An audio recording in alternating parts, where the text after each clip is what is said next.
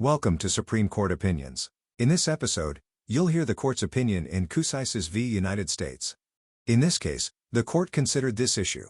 Can deception to induce a commercial exchange constitute mail or wire fraud, even if inflicting economic harm on the alleged victim was not the object of the scheme? The case was decided on May 22, 2025.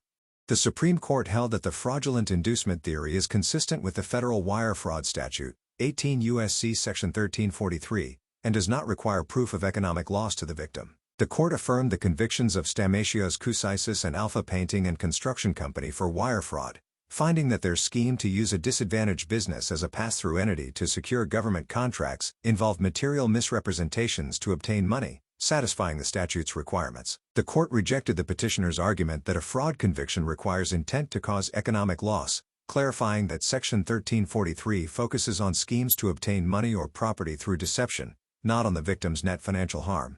The ruling resolved a circuit split, affirming that fraudulent inducement is a valid basis for wire fraud convictions when it targets traditional property interests.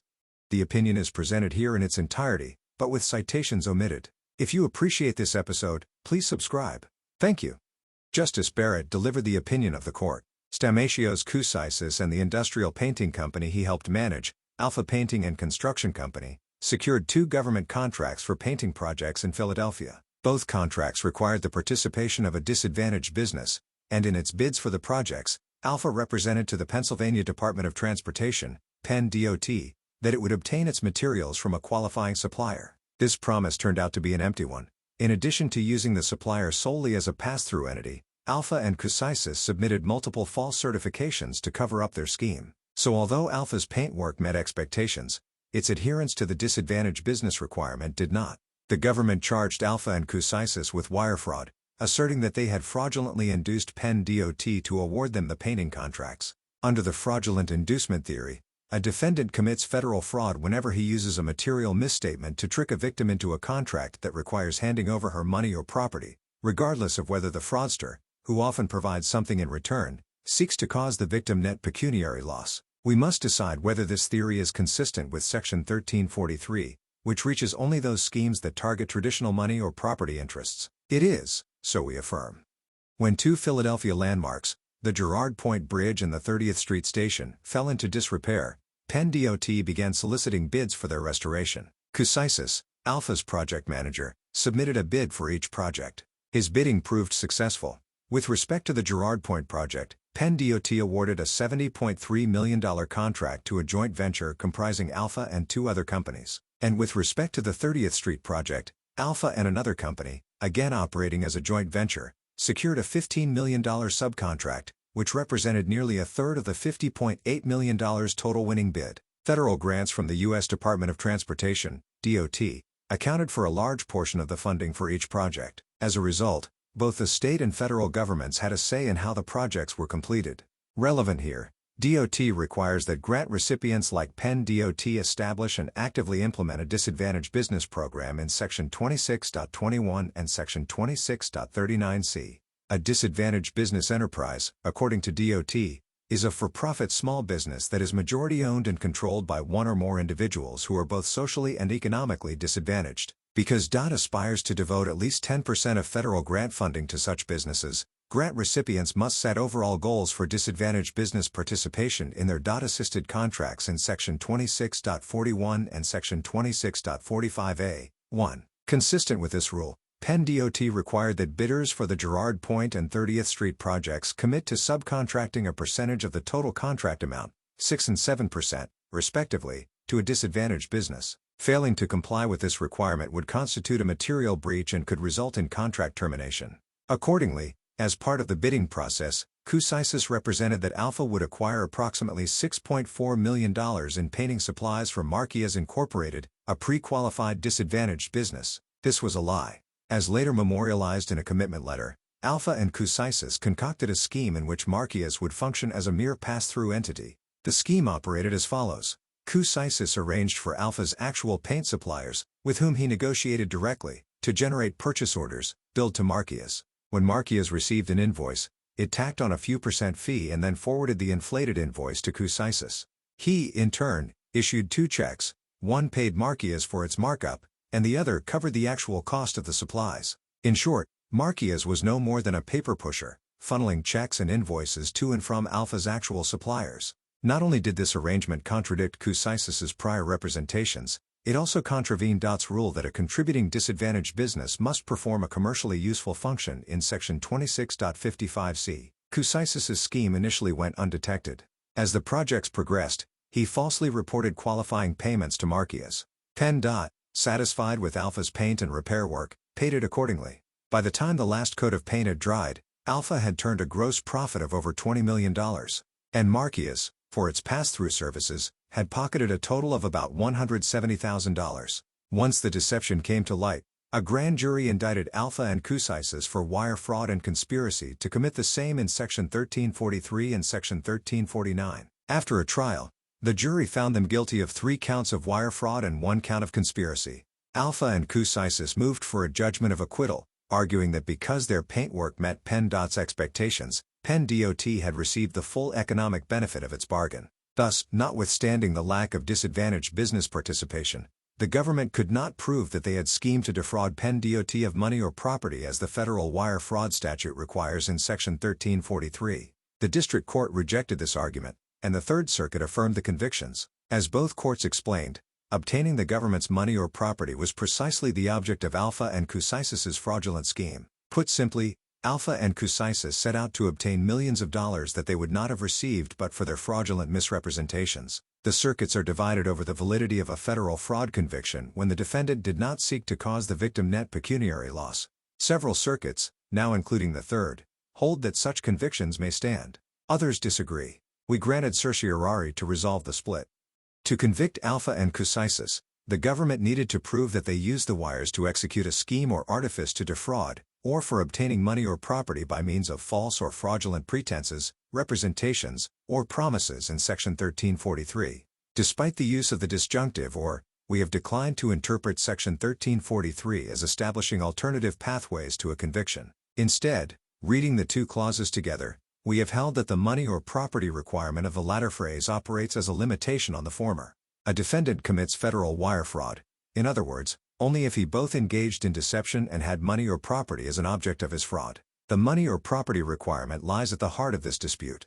Although the lower courts once interpreted the phrase money or property as something of a catch-all, we recently reiterated that the federal fraud statutes reach only traditional property interests. Schemes that target the exercise of the government's regulatory power, for example, do not count, nor do schemes that seek to deprive another of intangible interests unconnected to property. And in all cases, because money or property must be an object of the defendant's fraud, the traditional property interest at issue must play more than some bit part in a scheme. Obtaining the victim's money or property must have been the aim, not an incidental byproduct, of the defendant's fraud. From these rules, Alpha and Kousisis attempt to glean another. A federal fraud conviction cannot stand, they argue, unless the defendant sought to hurt the victim's bottom line. Yet the theory under which petitioners were prosecuted, what they call the fraudulent-inducement theory, is devoid of an economic loss requirement. As both parties describe it, the theory supports liability for federal fraud anytime a defendant uses falsehoods to induce a victim to enter into a transaction. In these situations, the defendant need not, and given the reciprocal nature of most transactions, often will not, aim to inflict economic loss. Because Alpha and Kousisis did not aim to do so here, they contend that their convictions are invalid. We are not convinced. The fraudulent inducement theory is consistent with both the text of the wire fraud statute and our precedent interpreting it. We therefore reject petitioners' proposed economic loss requirement. Start with the statute. To be guilty of wire fraud, a defendant must 1. Devise or intend to devise a scheme, 2. To obtain money or property, 3. By means of false or fraudulent pretenses, representations, or promises in Section 1343. The prototypical fraudulent inducement scheme plainly satisfies each of these statutory elements. Under the theory, a defendant 1. Devises a scheme, 2. To induce the victim into a contract to obtain her money or property, 3. By means of false or fraudulent pretenses. No matter how long we stare at it, the broad generic language of Section 1343 leaves us struggling to see any basis for excluding a fraudulent inducement scheme. Take the facts of this very case. By using Marquez as a pass-through entity, petitioners devised a scheme to obtain contracts through feigned compliance with PennDOT's disadvantaged business requirement. Their goal? To obtain money, tens of millions of dollars, from PennDOT. And how? By making a number of false or fraudulent representations, first about their plans to obtain paint supplies from marquees and later about having done exactly that. Section 1343 requires nothing more. Alpha and Kousisis' contrary view rests on the premise that a scheme cannot constitute wire fraud if, as here, the defendant provides something, be it money, property, or services of equal value in return. But the statute says otherwise. To obtain something means to gain or attain possession of it, usually by some planned action or method. A thing is no less obtained simply because something else is simultaneously given in return. An art collector who acquires a rare sculpture can rightfully say that she obtained it, notwithstanding the six-figure price tag. And because the meaning of obtained does not turn on the value of the exchanged items, the art collector can still say that she obtained the sculpture even if it was not objectively worth the price she paid. In short, the wire fraud statute is agnostic about economic loss. The statute does not so much as mention loss, let alone require it. Instead, a defendant violates Section 1343 by scheming to obtain the victim's money or property, regardless of whether he seeks to leave the victim economically worse off. A conviction premised on a fraudulent inducement thus comports with Section 1343. Resisting this conclusion, Alpha and Kousisis assert that economic loss is part and parcel of the common law understanding of fraud, a term that appears in two forms in the wire fraud statute in Section 1343, a scheme or artifice to defraud, by means of false or fraudulent pretenses. When Congress uses a term with origins in the common law, we generally presume that the term brings the old soil with it. As petitioners note, we have long interpreted the statutory term fraud, and its variations, this way, that is, by reference to its common law pedigree. This old soil principle applies, however, only to the extent that a common law term has accumulated a settled meaning. So to show that economic loss is necessary to securing a federal fraud conviction, Alpha and Kousisis must show that such loss was widely accepted as a component of common law fraud. They cannot. At common law, fraud was a term with expansive reach. Rather than settle on a single form of liability, courts recognized at least three, and the particular elements and remedies turned on the nature of the plaintiff's alleged injury. To appreciate how the three forms differed, it may help to consider a variation of the facts here. Imagine that Penn DOT discovered petitioner's scheme soon after Alpha and Kousisis had begun work on the Girard Point and 30th Street projects. In such a circumstance, law and equity provided at least three avenues for relief. Penn DOT could, 1. Seek to rescind the contracts, 2. Refer the matter for indictment under the crime of false pretenses, or 3. Bring a tort action against the fraudsters for the damages incurred. If Penn DOT had wanted to rescind the fraud-infected contracts, most courts would historically have permitted it to do so even without a showing of economic loss. To obtain a rescission, Penn DOT would have needed to establish only that it had received property of a different character or condition than it was promised, although of equal value, or, more relevant here, that the transaction had proved to be less advantageous than as represented, although there was no actual loss. Put differently, many courts would have awarded the equitable remedy of rescission simply because Alpha and Kousisis had tricked Penn DOT into a bargain materially different from the one they had promised. To borrow a summary from Black, of Black's Law Dictionary fame, many decisions repudiated altogether a rule requiring a showing of actual damage. The same no-loss required rule applied with equal force to the crime of false pretenses. As many courts held, the crime was complete when the property was fraudulently obtained. And because actual loss need not follow, it was immaterial that goods given in exchange secured by false pretenses were equal in value to those obtained. Thus, if someone purchased a picture upon the assertion untruly made that it was from the brush of some distinguished painter, the fact that the picture was of value would not relieve the seller of the criminality of the false pretense. In such a case, the plaintiff had been actually defrauded even though she had not suffered actual pecuniary loss. The Maine Supreme Court's decision in State v. Mills is illustrative. There, a horse owner represented to a potential buyer that the horse was called the Charlie, even though he knew that it was not the horse called by that name. Persuaded, the buyer exchanged his colt and $5 in money for the horse. But as the buyer soon learned, the horse was not the Charlie, though the seller claimed that it was as good a horse and of equal or greater value than the colt and money. The court, overruling the defendant's objections to the guilty verdict, explained that the facts constituted a case literally within the false pretenses statute. Obtaining a conviction on false pretenses required proving simply that one of the pretenses was false, and that the injured party was induced thereby to part with his property. Treating Mills as an outlier, Alpha and Kousisis argue that common law courts generally refuse to entertain an action for fraud if the victim had not been injured. In one sense, they are correct. We have said that a fraud occurs only when the victim has been actually misled to his injury. But petitioners begged the question by assuming that economic loss alone could satisfy this common law injury requirement. As the cases and treatises discussed above confirm, it was the deception-induced deprivation of property, not economic loss, that common law courts generally deemed injurious. Thus, Mills is no outlier. That said, a different rule applied to the tort of deceit. To have a complete cause of action, the plaintiff must have suffered substantial damage, in other words, economic loss. So, returning to the modified facts introduced above, Penn DOT could not have brought a tort claim for deceit unless Alpha and Kousisis' scheme had caused it economic loss. Maybe Penn Day had passed over a less costly bid, for example, or restarted the bidding process at significant expense. Regardless, cases involving deceit are largely an opposite to the question presented here. Courts required economic loss not because it was inherent to the common law understanding of fraud, but because a tort action for deceit sounded in damage and thus was designed to compensate a plaintiff for her economic loss. So it is no surprise that courts required deceit victims to prove damage to establish a right to recover. To summarize, then, common law courts did not uniformly condition an action sounding in fraud on the plaintiff's ability to prove economic loss. More specifically, if the action was one for rescission or a prosecution for false pretenses, the plaintiff's required injury ordinarily need not be financial. That sounds the death knell for Alpha and Kousisis' reliance on the common law. The old soil principle does not apply in the absence of a well-settled rule. So too here, the common law did not establish a generally applicable rule that all fraud plaintiffs must plead and prove economic loss, so we will not read such a requirement into the wire fraud statute. Even Alpha and Kousisis concede that the common law did not require economic loss in every case. As they acknowledge, if a plaintiff was delivered something different from what was promised, even something of equivalent value, or if the bargain involved an item with unique qualities, then failing to deliver as promised might constitute property fraud. When pressed at oral argument, petitioners referred to these scenarios as the exception. But a few examples reveal just how easily such an exception swallows the rule. If someone contracts for a painting of her grandfather and instead winds up with a portrait of Grover Cleveland, petitioner's so-called exception conceitedly applies.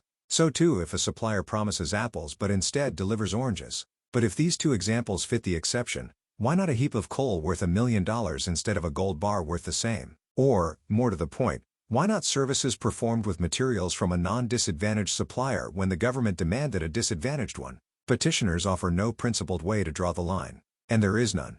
Because at the right level of specificity, anything can be described as unique or different from something else. After all, animal, horse, sound horse, and the horse called the Charlie are all accurate descriptions of the bargain for property in Mills. Only the most specific of those descriptions, the horse called the Charlie, distinguishes the property promised from the property received, yet the court still had no trouble labeling the case as one of false pretense, fraudulently made. Tellingly, Alpha and Kousisis identify no source of authority that supports treating uniqueness as some kind of exception to the no-loss required rule. That is probably because the common law has long embraced a different standard, namely, materiality, as the principled basis for distinguishing everyday misstatements from actionable fraud. Whether in tort or contract law, materiality looks to the effect on the likely or actual behavior of the recipient of the alleged misrepresentation.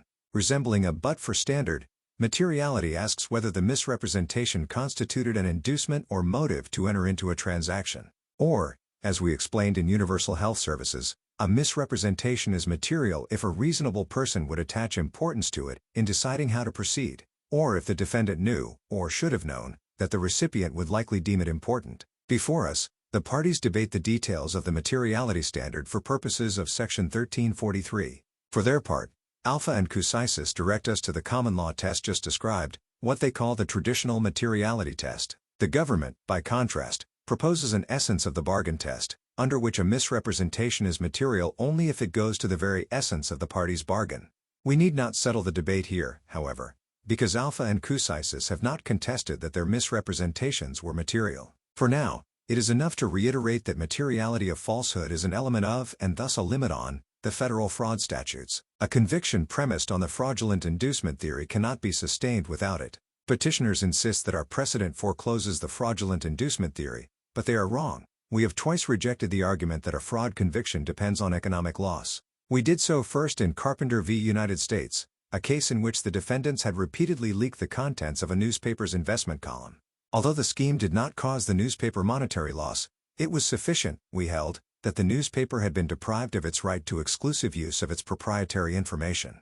Then, in Shaw v. United States, we affirmed a conviction under the bank fraud statute even though no bank involved in the scheme had suffered any monetary loss. The statute, we explained, demands neither a showing of ultimate financial loss nor a showing of intent to cause financial loss. Still, Alpha and Kousisis contend that the fraudulent inducement theory is at odds with other aspects of our precedent. First, they argue that it permits a fraud conviction premised on mere interference with the state's sovereign power to regulate. Not so. No matter the underlying theory of fraud, Section 1343 requires that money or property have been an object of the fraudster's scheme.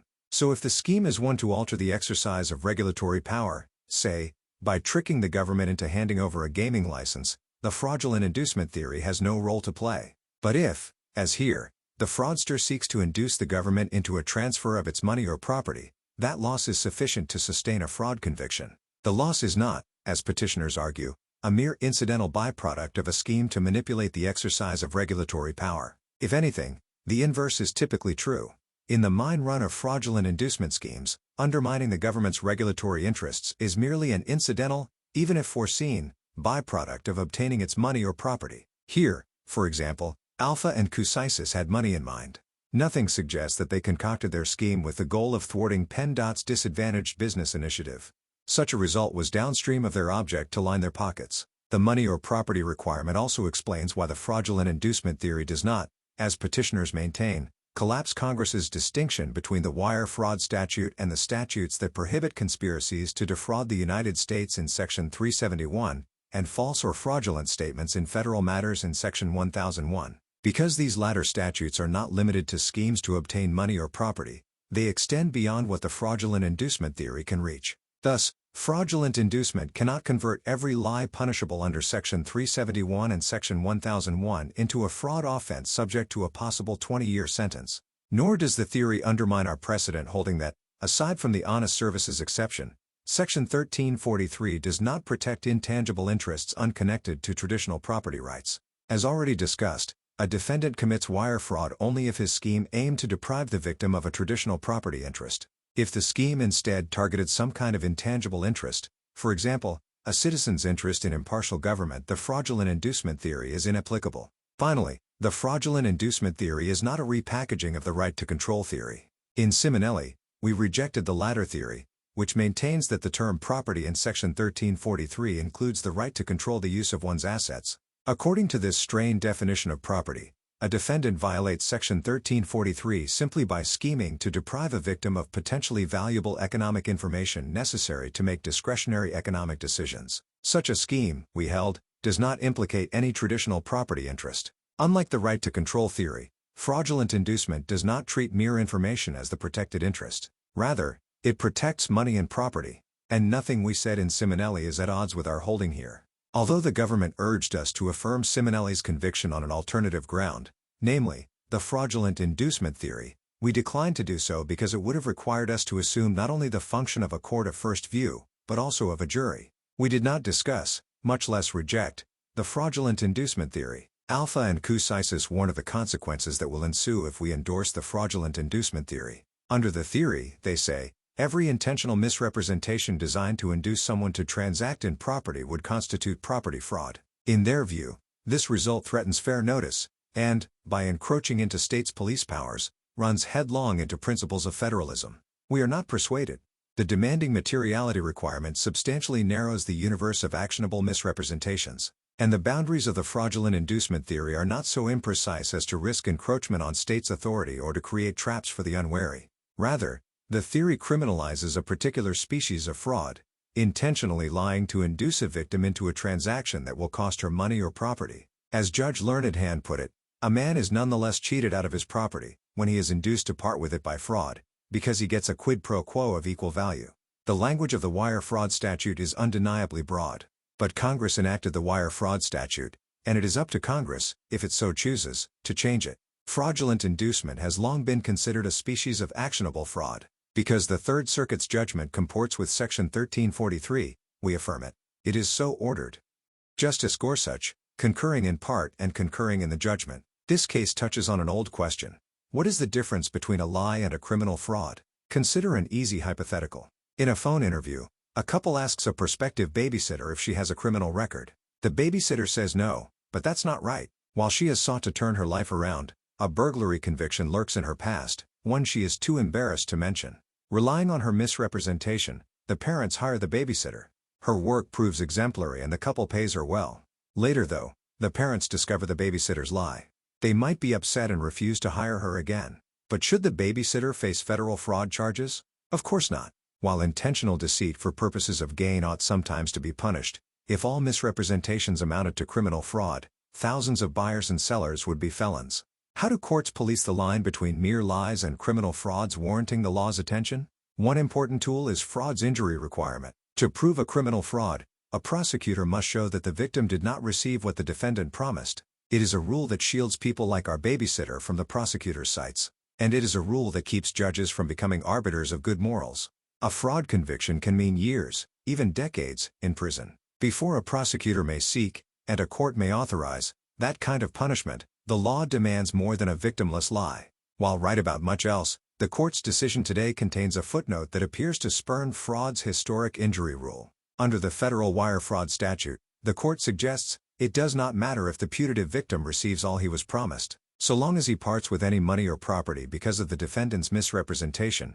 The court seems to say, that is injury enough to sustain a federal wire fraud conviction. It is a startling suggestion, one with no mooring in the common law of fraud or the wire fraud statute, and one that risks turning victimless lies like our babysitters into federal felonies. Respectfully, that cannot be the law. The question presented in this case is a narrow one. The parties ask us to resolve whether the federal wire fraud statute, 18 U.S.C. Section 1343, requires the government to plead and prove that the defendant caused his victim a net pecuniary loss. Today, the court holds that the answer is no.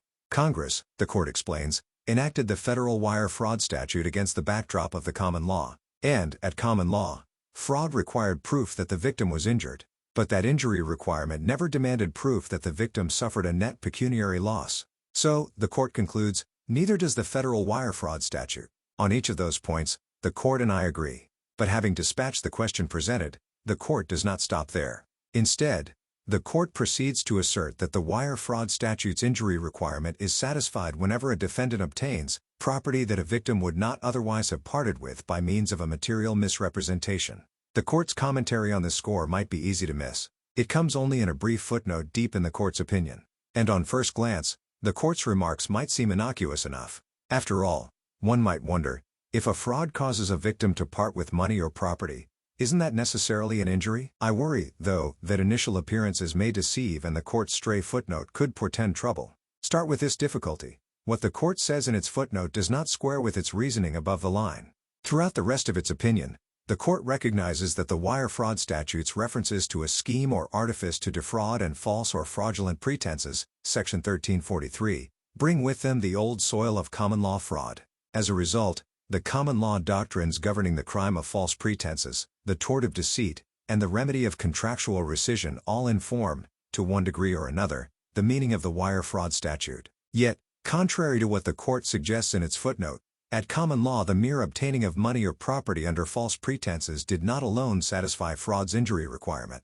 Instead, common law courts usually demanded proof that a defendant deprived his victim of what he bargained for. By the time Congress enacted the wire fraud statute in 1952, it seems that every American jurisdiction except Texas had adopted a similar rule. Nor is the difference between the court's formulation of fraud's injury requirement and the common law rule a negligible one. To be sure, obtaining money or property by means of a material misrepresentation will usually injure the victim, but not always. To appreciate why, some examples help. Start with some from the common law. In Rex v. Williams, a creditor seeking to satisfy a debt ordered his servant to induce the debtor to hand over 2 sacks of malt by falsely representing that his master had bought them. Even though the servant knowingly stated that which was false, and his false statement was clearly material, his actions were not criminal because he merely intended to satisfy the debt, not to defraud the debtor. When facing similar facts, a New York court later remarked that it is difficult to see how a victim would be injured when he is merely cheated into paying what he owed. Contemporary examples under the federal wire fraud statute illustrate the point too. Imagine a bulk mail company promises that it will use a high-rate service to deliver its customers' products, but the company actually makes the deliveries to the appropriate destination in a timely fashion using a cheaper service. Doubtless, the company's misrepresentations cause its customers to part with their money. Even so, as the Second Circuit has recognized, The company's lies do not produce an injury because no discrepancy exists between benefits reasonably anticipated and actual benefits received. Or suppose an applicant fibs on his resume about satisfying a condition of employment. He lands the job and he completes the work exactly as promised. The employee's lie induces the company to part with money, his wages. But, as the D.C. Circuit has held, the employee's lies do not injure the employer, because his untruths do not deprive the employer of the benefit of its bargain.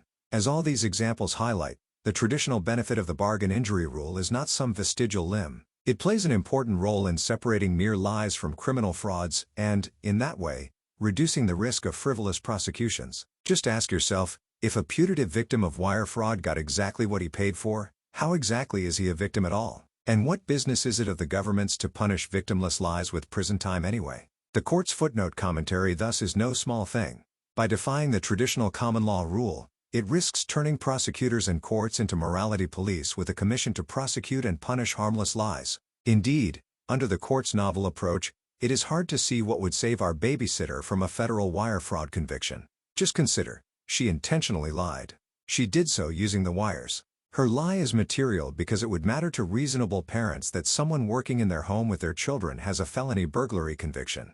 The parents reasonably relied on the babysitter's insistence that her record was clean, and they parted with money because of her lie. On the court's account, all the elements of the offense seem to be satisfied, and the babysitter's fleeting misstatement may cost her up to 20 years in prison. The only way to ensure cases like our babysitters don't become the domain of federal prosecutors and courts is to recognize what the common law has long recognized: lies without injury are not criminal frauds. The court's footnote grapples with none of these difficulties. Instead, to support its suggestion that the loss of money or property is always enough to establish an injury, the court relies primarily on a decision from the Supreme Court of Pennsylvania. But even that case does not stand for anything like the rule the court imagines. In truth, Williams had no occasion to depart from the traditional injury rule. There, the defendant induced his victims to sell half their land by misrepresenting his plans to improve the lot, plans that, if true, would have greatly enhanced the value of the victim's remaining share. Because the planned improvements turned out to be a fiction, the defendant failed to deliver what the sellers bargained for. Notably, too, Williams' articulation of the injury rule is consistent with the traditional test. The court did not say that obtaining money or property by means of a material misrepresentation is always enough. Instead, the court suggested, it would be an injury to obtain money or property upon terms that the victim would not otherwise accept, and lying to get more favorable terms will often involve depriving a victim of what was pretended and what he bargained for. The court's remaining common law authorities are no more helpful to its cause. Neither McLaren v. Cochran nor Carlisle v. State mentions the money or property injury requirement the court adopts. Meanwhile, the court's treatise supports a discussion of fraud's injury element by citing a case endorsing the traditional rule that those who obtain all they expected to obtain are not cheated or defrauded. Not only do the court's common law authorities fail to support its view about the nature of fraud's injury requirement, nothing in the text of the wire fraud statute does either. That statute prohibits using the wires to carry out any scheme or artifice to defraud, for obtaining money or property in Section 1343. As this court has recognized, that language means a prosecutor must prove 1. The defendant engaged in a scheme or artifice to defraud, and 2. The object of the fraud was money or property in the victim's hands. So even when a prosecutor is able to show that the defendant sought to obtain money or property, he must still make the further showing that the defendant intended a scheme or artifice to defraud, a phrase that everyone agrees imports the traditional elements of common law fraud. And, as we have seen, those elements include an injury requirement that is not satisfied when a putative victim receives the benefit of his bargain. Left without common law authority or statutory text to support its view, the court seems to suggest that discarding the traditional injury rule at least might make for good policy. Though common law courts have long asked whether the defendant delivered something different from what was promised, the argument appears to go, the test may be just too hard for today's judges. Instead, we are told, fraud's materiality element supplies a more principled and equally satisfactory way to distinguish mere lies from criminal fraud. But that is no answer at all. A judicial preference for principled rules cannot displace what is and has long been the law. When we look to the old soil of the common law for guidance, we have no license to plow over what we find there. Nor is the court correct that fraud's materiality element can shoulder all the work traditionally performed by its injury requirement. As this court describes it, fraud's materiality element usually asks if a reasonable person would attach importance to the defendant's lie in deciding how to proceed. And, as the examples above illustrate, our fallen world is filled with lies, even material ones, that do not warrant the attention of criminal authorities, creditors who lie to recover their debts from evasive debtors, employees who fib about their credentials to get jobs, and even babysitters who misrepresent their pasts. In all of those cases, a reasonable person would attach significance to the defendant's lie in deciding whether and how to proceed. In all of those cases too, the lie is intentional, induces reasonable reliance, and causes someone to part with their money or property. Without the traditional injury requirement, every one of those cases gets swept into the prosecutor's dragnet. Even taken on its own terms, the court's argument is misguided. The common law materiality element is no more principled than the traditional injury rule. Yes, the traditional injury rule may require courts to assess whether the defendant delivered what he promised, and answering that question will not always be simple. But the same holds true when it comes to the materiality element, where courts must decide whether a defendant misrepresented a minor, immaterial, term or an essential, material, one in section 193 to 194. Take a prominent example in the court's opinion. Suppose a defendant promises to deliver a horse called the Charlie. That representation would be material if the parties' dealings reveal that a reasonable person in the buyer's shoes would care about the specific identity of the horse. But if those dealings indicate that, in the circumstances of a particular industry or transaction, a buyer would have been interested only in a horse of a particular kind and quality, the representation would not be material. When it comes to fraud's materiality element, no less than when it comes to fraud's injury element, details can matter. Sometimes difficult lines must be drawn, and in drawing them courts may have to attend carefully to the circumstances surrounding the parties' dealing. If there is any good news when it comes to the court's footnote, it may be this: that digression is dicta addressing a question well beyond the case. Exactly nothing before us today turns on whether wire fraud's injury requirement demands proof that the victim did not receive the benefit of his bargain or, instead, proof only that he parted with money or property. Nor is adopting one rule over another a necessary step toward the courts holding that pecuniary loss is not an element of fraud. Just ask yourself, if the court deleted its footnote, or reversed its position and endorsed the traditional injury rule, would its conclusion on economic loss be any different? Of course not. Under either view, Mr. Kousisis loses. He loses because his lies induced the Pennsylvania Department of Transportation to part with money when it paid him for the building projects in question. And he loses because the department did not receive what it bargained for in return: projects completed using socially and economically disadvantaged firms. Because Mr. Kousisis committed wire fraud under both the traditional injury rule and the court's novel one, the court's throwaway footnote makes no difference. Try as it might, the court cannot transmute dictum into a decision by waving a wand and uttering the word hold. And nothing in today's decision can bind this court in a future case where the difference between the two rules actually matters. Over centuries of experience, common law courts developed a variety of tools to sort venial lies from criminal frauds. In a brief and unfortunate diversion in an otherwise sound opinion, the court casts doubt on whether one of those tools still applies under the federal wire fraud statute. In the process, the court needlessly risks turning the federal wire fraud statute into a weapon for punishing victimless crimes. I can only trust that future courts will recognize that aside for what it is, unsound dicta. Justice Thomas, concurring. Petitioners Stamatios, Kousisis and Alpha Painting and Construction Company Incorporated, asked the court to add an economic loss requirement to the federal wire fraud statute, 18 U.S.C. Section 1343. The court correctly rejects that request, and I join its opinion in full. I write separately to address an issue that the court reserves: whether petitioners' misstatements were material, and thus actionable, under Section 1343. When the government prosecutes a defendant for wire fraud under a theory of fraudulent inducement, the requirement of materiality provides the principled basis for distinguishing everyday misstatements from actionable fraud. Because petitioners have not contested that their misrepresentations were material, the court has no occasion to pass on that issue today. But I am skeptical that petitioners' misrepresentations were material. Petitioners entered into contracts with the Pennsylvania Department of Transportation, Penn DOT, for the restoration of two Philadelphia properties, the Girard Point Bridge and the 30th Street Station. The purpose of the Girard Point Bridge contract was the preservation of the Girard Point Bridge. The 30th Street Station contract had a similar goal: the rehabilitation of bridges. To achieve these goals, the contracts required painting, structural steel repairs, roadway reconstruction, and other miscellaneous construction projects.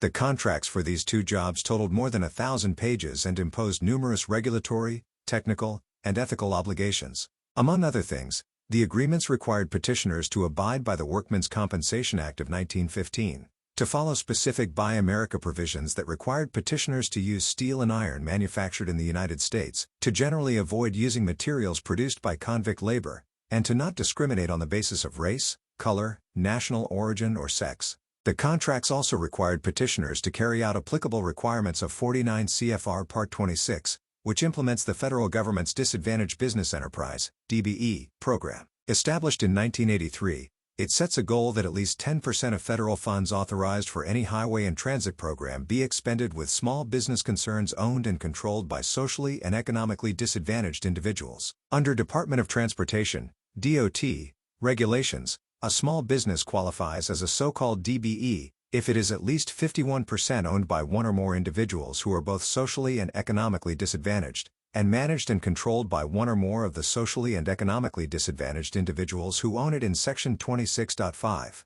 Defines the term socially and economically disadvantaged primarily on the basis of race and sex. The program rebuttably presumes that any member of certain enumerated races has been subjected to racial or ethnic prejudice or cultural bias within American society because of his or her identity as a member of a group, and thus qualifies as a socially and economically disadvantaged individual. Among the groups presumptively eligible for DBE benefits are Black Americans, Hispanic Americans, Native Americans, Asian Pacific Americans, and Subcontinent Asian Americans. The DBE program also provides this favorable presumption to women. DBE certifiers may not question claims of group membership as a matter of course in Section 26.67a, 3. Thus, in practice, being certified as a minority to get presumptive status as the owner of a disadvantaged business eligible for preferences primarily operates on the honor code, as the information is rarely verified. While those excluded from DOT's list of presumptively disadvantaged groups may attempt to prove sufficient disadvantage in Section 26.67d, 1, the application process is a high hurdle. For example, a white male claiming to have experienced employment discrimination must submit a detailed personal narrative providing evidence that his employment status and/or limited opportunities to earn income result from specific prejudicial acts directed at him personally because of an objective distinguishing feature. Penn. Incorporated DBE goals into both contracts at issue in this case, and, as the majority explains, petitioners misrepresented their compliance with those provisions. The government prosecuted petitioners under 18 U.S.C. Section 1343, alleging fraudulent inducement. The jury convicted, and petitioner Kousisis was sentenced to nearly 6 years in prison.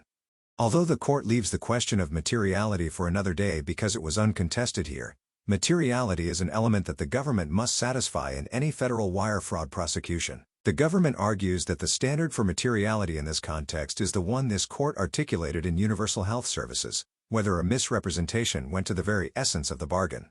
I seriously doubt that the DBE provisions can meet this standard. Universal Health Services presented the question whether a defendant should face False Claims Act liability only if it fails to disclose the violation of a contractual, statutory, or regulatory provision that the government expressly designated a condition of payment. While we rejected that limitation, we stressed that a misrepresentation about compliance with a statutory, regulatory, or contractual requirement must be material to the government's payment decision in order to be actionable under the False Claims Act, FCA. We further observe that, under any understanding of the concept, materiality looks to the effect on the likely or actual behavior of the recipient of the alleged misrepresentation. In contracting specifically, a misrepresentation is material only if it would likely induce a reasonable person to manifest his assent, or the defendant knows that for some special reason the representation is likely to induce the particular recipient to manifest his assent to the transaction. Thus, we explained, for a contract term to be material, it must go to the very essence of the bargain. This materiality inquiry does not rest solely on a contract's labels. Even in the face of contrary contract language, materiality cannot be found where non-compliance is minor or insubstantial. A party's actions may reveal that a contract term is not material even if the contract's language would suggest otherwise. For example, if the government regularly pays a particular type of claim in full despite actual knowledge that certain requirements were violated, and has signaled no change in its position, that is strong evidence that the requirements are not material. Applying these familiar and rigorous principles, we made clear that regulatory requirements in a contract are not automatically material. We thus rejected the government's contention that, if it contracts for health services and adds a requirement that contractors buy American-made staplers, anyone who submits a claim for those services but fails to disclose its use of foreign staplers violates the False Claims Act. That logic would have meant that, if the government required contractors to aver their compliance with the entire U.S. Code and Code of Federal Regulations, failing to mention non-compliance with any of those requirements would always be material. The FCA, we explained, does not adopt such an extraordinarily expansive view of liability. The court reserved the question whether the standard for materiality in the FCA context is identical to the standard that applies to wire fraud prosecutions, and I express no definitive view on that question here.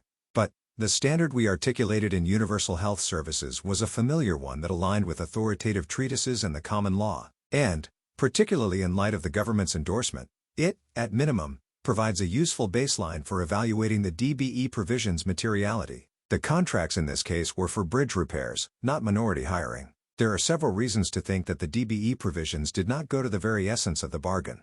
First, the DBE provisions were irrelevant to the contract's fundamental purpose, bridge repair, which suggests that they were the sort of minor or insubstantial conditions that cannot count as material. As the Third Circuit recognized below, although petitioners did not meet PennDOT's DBE conditions, they delivered the requested work, and the quality of the workmanship and materials was uncontested. If the DBE conditions went to the very essence of the party's bargain, the failure to meet those conditions presumably would have had some impact on the final work product. But the DBE conditions had no bearing on petitioners' ability to complete their projects. That disconnect tends to support the conclusion that those requirements would not meet the demanding materiality standard this court has articulated. Second, the DBE provisions appear to have been less important than contract terms going to the quality and timeliness of bridge repair, further indicating that the latter went to the essence of the party's bargain while the former did not. The contracts required PennDOT to deduct payments due petitioners if the work on the projects was late or unsatisfactory. While the contracts labeled the failure to comply with the DBE provisions a material breach that may result in termination, nothing in the contracts required PennDOT to take any action, let alone to withhold or deduct payment. As we explained in Universal Health Services, while the government's decision to expressly identify a provision as a condition of payment is not dispositive of materiality, it is still relevant evidence that tends to suggest that a particular term is material. Tethering payment to workmanship and timeliness requirements suggests that the essence of the parties' contracts was timely and satisfactory work on the projects, that is, painting, structural steel repairs, expansion dam repairs, latex-modified concrete overlay, and other miscellaneous construction, or, more generally, the rehabilitation of bridges. Read with reference to the whole contract. The comparative absence of any such express conditions for DBE non-compliance counsels against reading those provisions into the contract's fundamental purpose. Third, we have explained that the government's decision to fulfill its end of a bargain despite actual knowledge that certain requirements were violated is very strong evidence that those requirements are not material, and similar logic might apply where, as here, contract violations are notorious and widespread.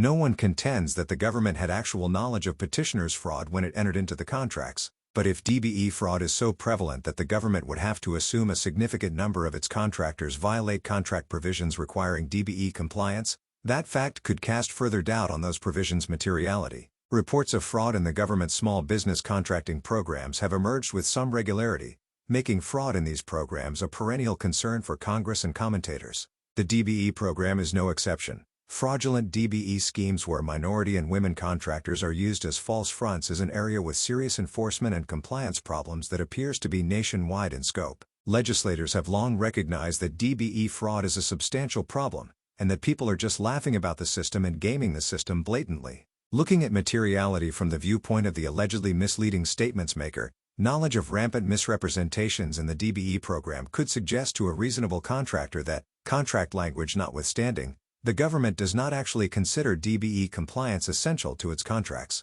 Pervasive fraud also suggests that the government may be continuing performance on its contracts, despite knowing that its counterparties frequently violate DBE requirements, further counseling against those terms' materiality. Fourth, if complying with the DBE provisions would violate the law, it is difficult to see how representing such compliance would be likely to induce a reasonable person to manifest his assent. Among other things, the DBE program imposes an explicitly race-based classification system, which warrants the strictest judicial scrutiny. Thus, for the program to survive, the government would need to prove that it addresses past governmental discrimination that is concrete and traceable to the de jure segregated system, and that the segregated system has discrete and continuing discriminatory effect. I am skeptical that the government could meet this high bar. While the government has not been put to the test in this case, it appears to have elsewhere endorsed the DBE program's race-based benefits on the ground that minorities represent more than 20% of the population, yet own only 9% of all construction firms, and receive only about 5% of construction receipts.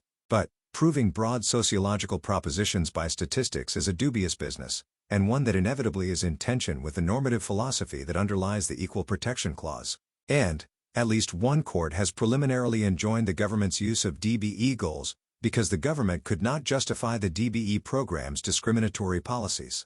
It is implausible to think that a reasonable person would attach importance to contract provisions that mandate constitutional violations. The same intuition applies to government actors. Thus, if the government cannot demonstrate the constitutionality of the DBE program, I doubt that a provision requiring compliance with the program could go to the essence of the party's bargain, particularly here, given that the very same provisions requiring DBE compliance simultaneously prohibit discrimination on the basis of race, color, national origin, or sex. At bottom, the essence of the bargain standard is rigorous and context-specific.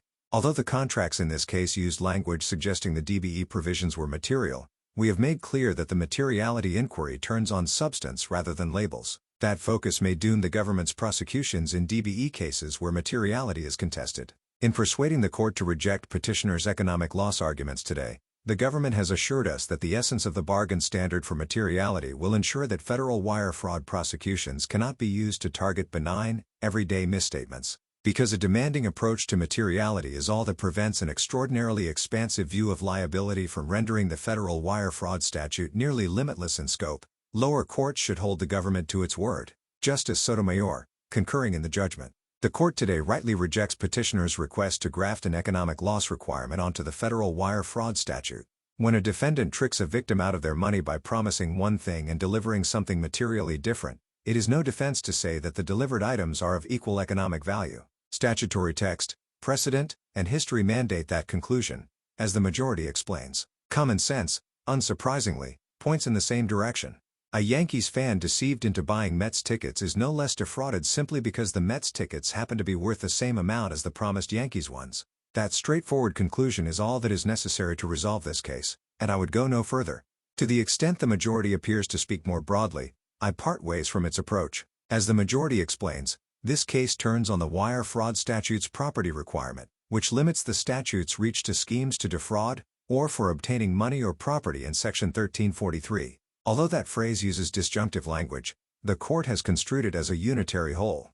That is because the common understanding of the words to defraud when the statute was enacted referred to wronging one in his property rights. Accordingly, even before Congress amended the statute to add the phrase "or for obtaining money or property," the statute criminalized only schemes to deprive people of traditional property interests. Here, petitioners convinced the Pennsylvania Department of Transportation, Penn DOT, to hand over tens of millions of dollars by lying about the nature of what they were selling. Petitioners promised to provide Penn DOT with repair services that complied with the U.S. Department of Transportation's Disadvantaged Business Enterprise (DBE) program in Section 26.21. They represented to Penn DOT that a qualified disadvantaged business would provide painting services for the restoration projects, as required by PennDOT's federal grant, and they expressly memorialized that requirement as a material term in their contracts. Yet petitioners planned all along to have non-qualified companies do the work, while the qualified disadvantaged business that they promised to work with served as a mere pass-through.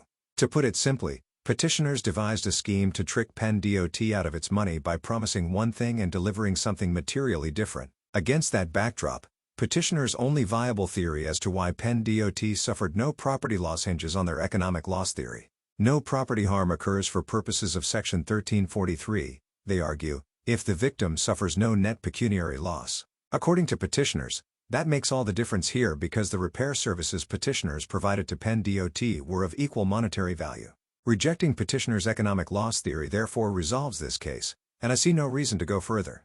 The court, after all, granted certiorari to address circuit division on petitioners' proposed economic loss requirement, and that is the question presented by the facts of this case. The court therefore has no reason to opine on a class of fraudulent inducement cases distinct from this one, those in which a defendant provides exactly the goods or services that they promised to deliver, but lies in other ways to induce the transaction. A wide array of everyday transactional conduct might fall into that category. Consider, for instance, a babysitter who lands a job by fibbing about how she will use the money, for college savings, rather than a spring break trip, but otherwise fully and satisfactorily takes care of the child. A used car salesman who closes a deal by falsely claiming another buyer is coming to look at the car later that day, while truthfully disclosing all the pertinent details about the car, or a prospective housing developer who beats out competing bidders by lying about wanting to raise a family in the home, but pays the full amount of his bid. On the government's view, each of those cases may well give rise to federal fraud liability, punishable by up to 20 years in prison,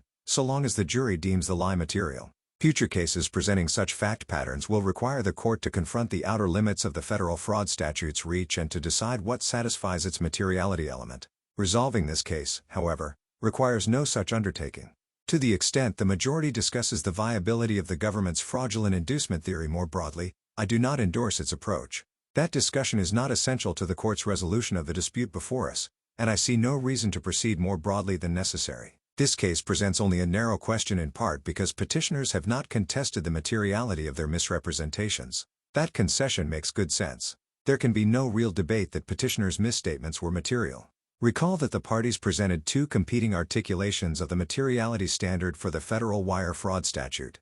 Petitioners direct the court to the traditional common law test for materiality, under which a representation is material if a reasonable man would attach importance to its existence or non-existence in determining his choice of action in the transaction in question, or the maker of the representation knows or has reason to know that its recipient regards or is likely to regard the matter as important in determining his choice of action. Petitioners assert that, under their formulation, representations need not go to the essence of the transaction to qualify as material. Counterintuitively, it is the government that proposes a more demanding standard. It asserts that misstatements are material only if they go to the very essence of the bargain at issue. That standard stems from Universal Health Services, which discussed materiality under the False Claims Act. The court need not resolve this dispute to know that petitioners correctly conceded materiality. Even under the more demanding essence of the bargain test, petitioners' misstatements qualify. Starting with the contract itself, Penn DOT expressly made compliance with federal DBE regulations a material term. That was no boilerplate designation.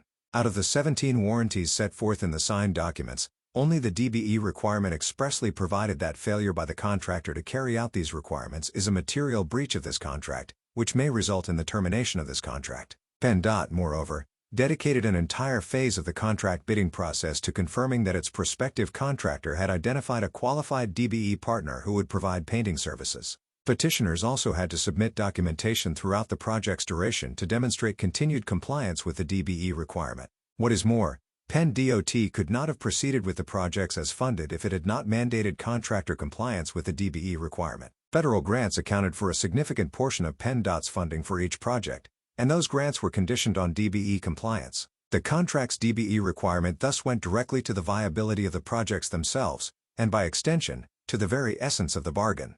If that were not already enough, Penn DOT risked legal sanction if it failed to administer the DBE program in good faith in sections 26.101, 26.107. It is implausible that compliance with the DBE requirement was immaterial to Penn DOT when knowledge of petitioners' scheme to flout those requirements would have exposed Penn DOT to risk of serious legal consequences.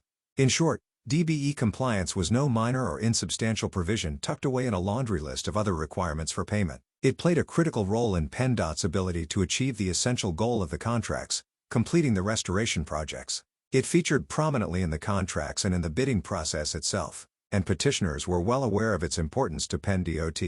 After all, they orchestrated an entire scheme to hide their non-compliance. The materiality of petitioners' misstatements is thus hard to dispute, even under the government's more demanding standard. It is no answer to suggest that DBE fraud is rampant.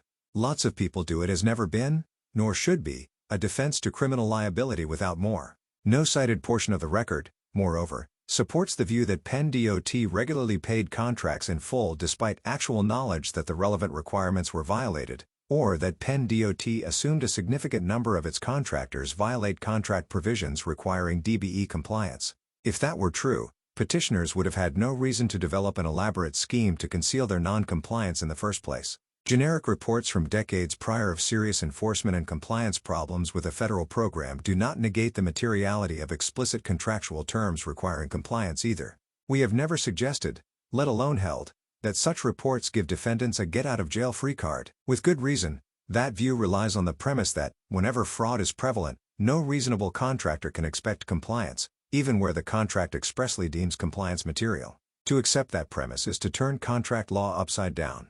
Parties explicitly designate contractual terms as material in order to ensure compliance, particularly where the other party might not otherwise comply. Petitioners would have had similar trouble contesting materiality on the ground that, at some point in the future, the DBE statutory scheme might be deemed unconstitutional. Indeed, petitioners at no pertinent time raised a challenge to the DBE program's constitutionality, and the DBE statutory scheme remains good law, as it was at the time of petitioners' conviction. It should go without saying that the law should not provide a shield from criminal liability based upon personal and unspoken predictions of a law's constitutionality. At bottom, this case presents a classic scheme to defraud. Petitioners tricked Penn DOT into paying for one thing, and then delivered something materially different. The court today rightly holds that a defendant in that position may not escape federal fraud liability by asserting the victim nevertheless suffered no net economic loss. On that basis, I agree with the majority's bottom-line decision to affirm the Third Circuit's judgment. Thanks for listening. This podcast is not affiliated with the United States Supreme Court or its staff in any way. The summary of this opinion given in the introduction was taken from the summary provided at oyez.org. Any mistakes in the opinion you just heard should be attributed to this podcast. If you would like to support my efforts to make Supreme Court opinions available to the public, please subscribe. Thank you.